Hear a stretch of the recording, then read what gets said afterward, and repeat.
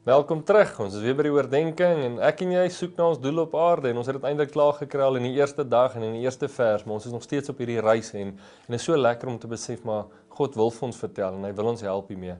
Nou gister het ons bietjie gepraat oor wanneer pyn en seer en slegte dinge met ons gebeur, dan verloor ons doel en ons dink maar wat is die doel hiermee? En baie keer gebruik God my en jou verhale, stories in ons lewe om ander mense te help.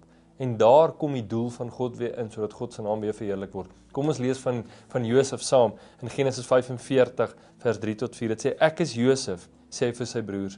Leef pa nog, maar sy broers was stom geslaan, want hulle het baie bang geword. Kom nader na my toe, sê hy. Hulle kom toe nader, hy sê toe weer, ek is Josef, julle broer wat julle destyds verkoop het en na Egipte toe gebring is. Maar moenie julle self verwy dat julle dit nie gedoen het nie.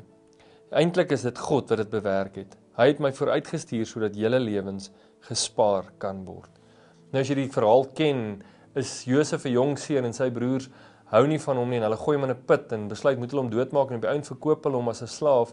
En jare daarna is Josef aan bewind van 'n land en hongersnood kom en sy broers kom buig voor hom. Hulle herken hom nie en Josef sê vir hulle, "Hey, dis ek." En hulle kan dit amper nie glo dat dit wat hulle aan hom gedoen het op so 'n manier uitdraai nie. God laat ten goeie meewerk wanneer dinge gebeur vir die wat hom liefhet. So Josef is in bewind en hy kan sy broers en sy familie help met kos en met klere en baie keer het iets in jou lewe gebeur en jy kon nie die doel verstaan nie en nou jare daarna kan jy mense help. Is jy in 'n posisie om te sê, hoorie, maar ek het ook 'n pa in die dood afgestaan, so ek weet hoe dit gaan, of ek is ook al afbetaal, of ek het ook deur daai moeilike tyd gegaan, of daai siekte, of weet presies waar dit gaan, en jy die doel nie toe verstaan nie, maar God het dit omgedraai, en nou het jou lewe doel. Skielik kan jou storie iemand anders help. Waar in jou lewe gebruik God tans jou storie om ander te help? Waar is God besig om sy doel in jou lewe deur stories in jou verlede te gebruik om ander te help? Of miskien is jy tans in 'n situasie wat jy wonder, maar wat is die doel daarvan? En weet net, kry vandag hoop. God kan dit gebruik om ander mense eendag te help. So raak vandag bietjie stil en gaan terug en kyk na stories in jou lewe wat jy vandag kan gebruik, wat God vandag wil gebruik om ander mense te help. Kom ons bid. Here, dankie dat wanneer slegte goed ons tref, dinge wat ons nie verstaan nie, en ons nou so half bietjie laat rondtas vir ons doel, dat U dit gebruik, al is dit miskien jare daarna, of weke daarna, miskien maande daarna, wat U net sê, maar dit waar jy is, kyk, nou kan iemand anders help. Nou kan iemand anders help om weer 'n doel in die lewe te bereik en te kry.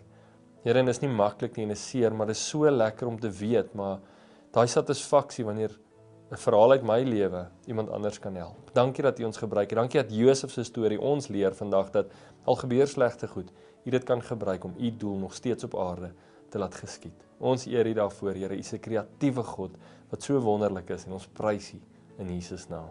Amen. Gaan vandag en deel 'n storie uit jou lewe uit met iemand wat miskien vir hulle weer doel en in hierdie lewe kan gee waar hulle kan vashou en hoop vir vandag. Baie dankie, ons kuier môre verder. Goed gaan.